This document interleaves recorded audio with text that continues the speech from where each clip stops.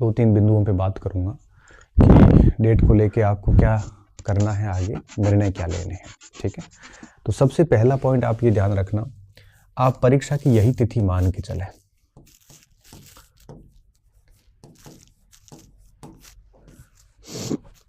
यही तिथि मान के चलें, क्योंकि अगर आप मान लो कि पात्र नहीं हो रहे हैं इस समय तक, क्योंकि जून जुलाई में बीएड के एग्ज़ाम होते हैं, एमए के एग्ज़ाम होते हैं, तो डेफिनेटली रिजल्ट भी 2-3 महीने लेट आते हैं।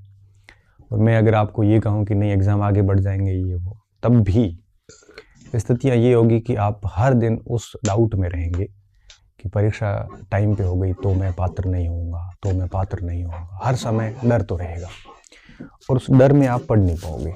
तो मेरी सबसे पहली सलाह आपको ये है कि आप सभी ये मान के चलें कि परीक्षा यही जो तिथि है इसी तिथि पे रहेगी, मान के चलें आप। अब इस स्थिति में जो बच्चे पात्र नहीं हैं, पात्र का मतलब क्या है, जैसे जिनका बीएड और एमए, जैसे फर्स्ट ग्रेड की मैं बात करूं तो परीक्षा के पहले दिन तक आपका बीएड और आपका मास्टर दोनों कंप्लीट होना चाहिए, रिजल्ट आ जाना चाहिए उस दिन तक। तो जिनको भी लगता है कि उनकी फाइनल ईयर के एग्ज़ाम जून जुलाई में है, वो डेफिनेटली पात्र नहीं होंगे, तो उनको अभी फर्स्ट ग्रेड से दूरी बना लेनी चाहिए।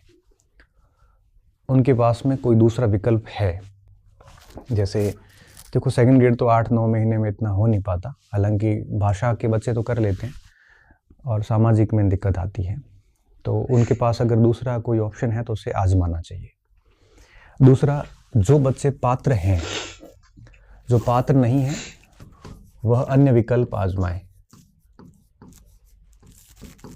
अन्य विकल्प क्या हो सकते हैं? अन्य विकल्प आपके L1 L2 जो भी आप हो वहाँ पे हो सकते हैं।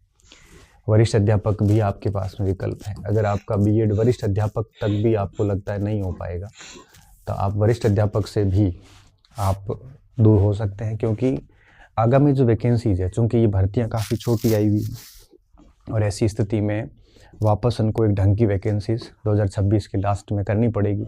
26 या 27 में ये तय बात है।